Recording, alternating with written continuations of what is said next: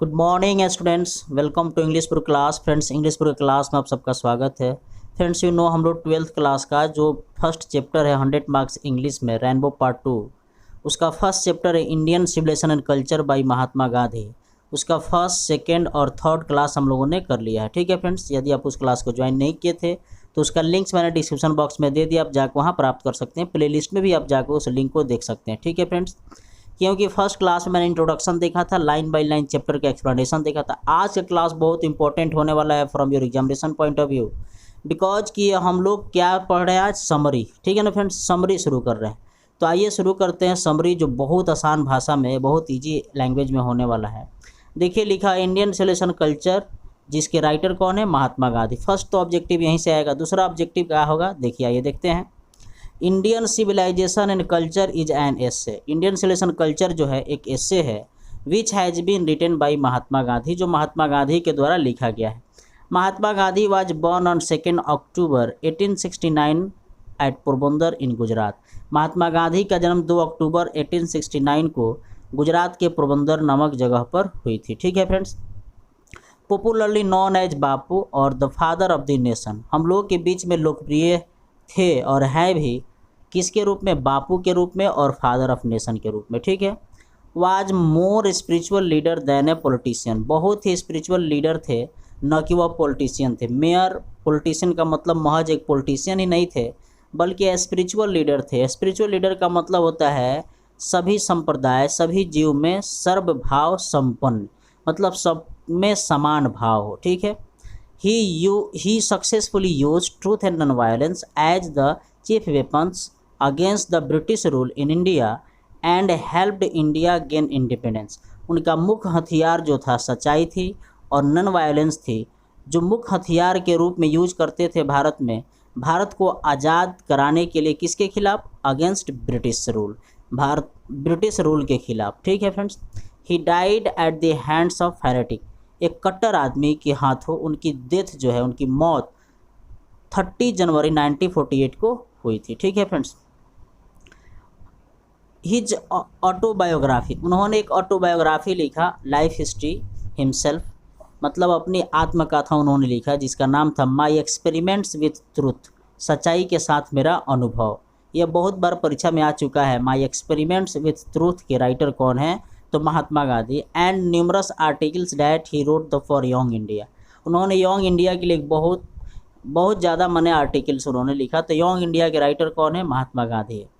In this extract Mahatma Gandhi talks about the sound foundation of Indian civilisation and culture which has successfully withstood the passage of time, है ना। इस chapter में महात्मा गांधी, ये main चीज़ है, आपको ध्यान देना है यहाँ से, ये मेन चीज़ है, आपको ध्यान देने बात है कि इस चैप्टर में महात्मा गांधी हमारी सभ्यता और संस्कृति की मजबूत नींव की बात करते हैं। साउंड फाउंडेशन का मतलब हुआ मजबूत नींव की बात करते हैं, जो बदलते हुए, पैसेज ऑफ टाइम का मतलब होता है जो बदलते हुए समय के अनुसार आज भी अडिग है पहाड़ की तरह। ठीक है, आगे वो बताते हैं, सोन मतलब दिखाते हैं, that Indian civilization is better than western civilization. आगे वो बताते हैं कि भारतीय सभ्यता बहुत हद तक मतलब अच्छा है किससे, वेस्टर्न सिविलाइजेशन से। आगे देखिए, उन्होंने इंपॉर्टेंट बात लिखा हुआ है, the seeds of Indian civilisation were sown, है ना।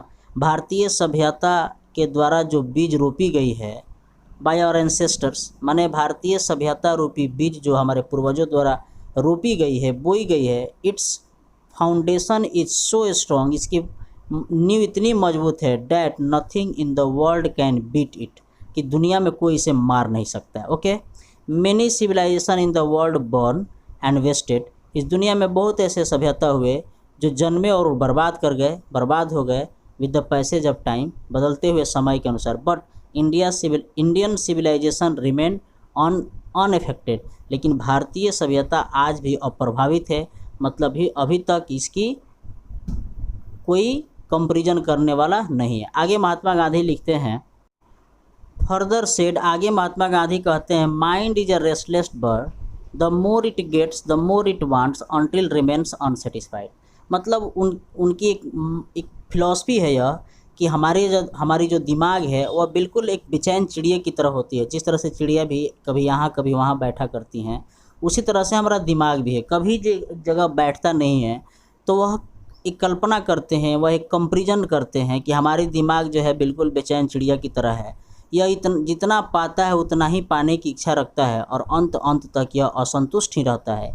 इसलिए वो कहते हैं कि आप जो है अपने दिमाग की कंपैरिजन चिड़िया से करते हैं। ठीक है friends, the more we indulge in our passions, अगर हम लोग जितने अपने आप को पैशंस में अपने आप को इंडल्ज करेंगे, समाहित करेंगे, the more our mind becomes unbridled, तो उतना ही हमारा दिमाग क्या हो जाएगा फ्रेंड्स, क्या हो जाएगा, उतना ही हमारा दिमाग बेलगाम हो जाएगा। अनब्रिडल का मतलब होता है बेलगाम। इसलिए महात्मा गांधी हम लोग को सजेशन देते हैं कि दिमाग से मत चलो, है ना, दिल से चलो, जो समझदारी है उससे चलो। आगे भी कुछ लिखते हैं, आइए देखते हैं।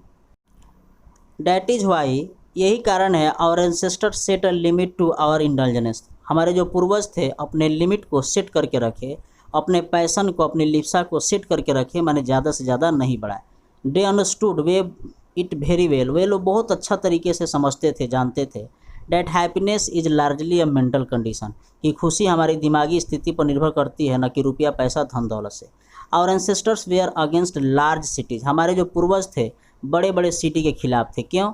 दे thought that the poor would be unhappy, वे लोग सोचते थे, जानते थे, समझते थे कि वहाँ जो है ना गरीब लोग रहते थे, है ना, गरीब लोग क्या रहते थे, दुखी रहते थे।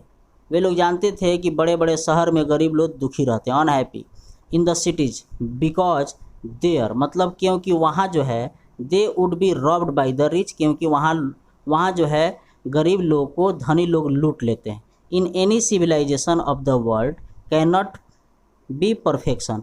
आगे महात्मा गांधी बताते हैं कि वो हो सकता है कि बहुत लोगों को यह प्रॉब्लम हो जो मैं बात बोल रहा हूँ, लेकिन अब वो बताते हैं कि हो सकता है कि आपको कोई दिक्कत हो, लेकिन इतना जान लीजिए इस दुनिया में कोई ऐसा सिविलाइजेशन नहीं है जो 100% परफेक्ट हो। अगर थोड़ी सी अगर खामी अगर दिखती भी है तो कोई बात नहीं, 99% तो अच्छा ही है हमारी सभ्यता और संस्कृति में।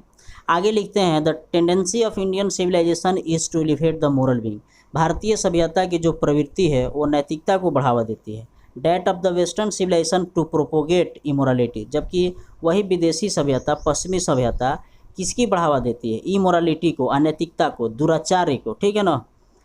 The western civilization is godless, आगे महात्मा गांधी कहते हैं कि विदेशियों की सभ्यता गॉडलेस है, नास्तिक है। The Indian is based on believe in God, जबकि हमारी सभ्यता भगवान में विश्वास करने योग्य है, अर्थात क्या है, मीन्स कि वह मतलब आस्तिक है ना। Modern civilization is worship of material, पश्चिमी सभ्यता भौतिकवाद की पूजा है। भौतिकवाद मैंने आपको बताया था, भौतिकवाद का मतलब क्या होता है, भोग विलास, लिप्सा में ज़िंदगी जीना। It is worship of the brute in us, हमारे अंदर छुपे जानवर की पूजा है ना फ्रेंड्स, आपको याद करना चाहिए। There is something unseen power in Indian civilization, आगे महात्मा गांधी कहते हैं कि हमारी सभ्यता में कोई अनसीन ऐसी पावर है ना, और हमारे कल्चर में ऐसी कोई अनसीन पावर है, डैट की हैज़ केप्ट इट एलाइव, कि अभी भी इसको जिंदा रखा है। While western civilization made their in, जबकि विदेशियों ने अपने ही सभ्यता को क्या कर लिया, इंड कर लिया, with the passage of time, बदलते हुए समय के अनुसार।